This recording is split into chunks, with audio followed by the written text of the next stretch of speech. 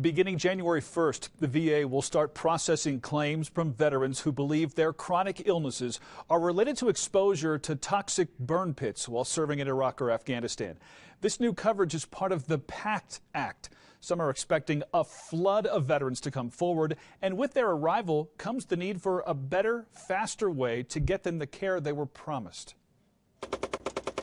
During the wars in Iraq and Afghanistan, there was often no infrastructure to properly dispose of waste, and troops were forced to burn it in giant open pits, often without regard to the dangerous fumes they might produce. You're sleeping next to it, you're eating next to it, and you're working next to it because it's all in a very contained area. Army veteran Elba Barr shared her story with KRDO earlier this year, including the extensive health problems that she has suffered since her time overseas. I was told by a doctor that if I make it to 70, I've lived a full life. Never the same. President Biden spoke about the issue in his State of the Union address in March, and the PACT Act became law in August. It means veterans no longer have to prove their illnesses are due to burn pit exposure.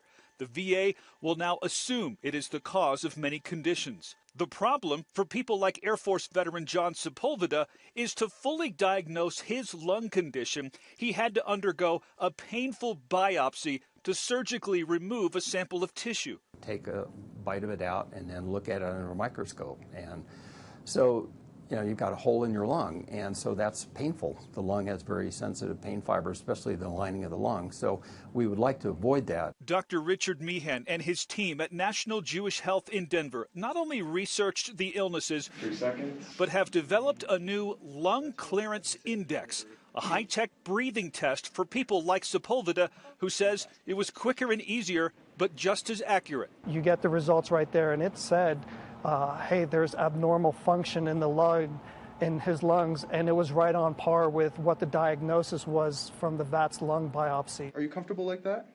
Fantastic. Dr. Cecilia Rose hopes her work will help veterans to better understand their conditions and receive the specialized care they need. In the same way that they have committed to protecting us, to serving our country and serving their country, we also need to make sure that if there is injury that occurs as a result of that service commitment, that they are taken care of.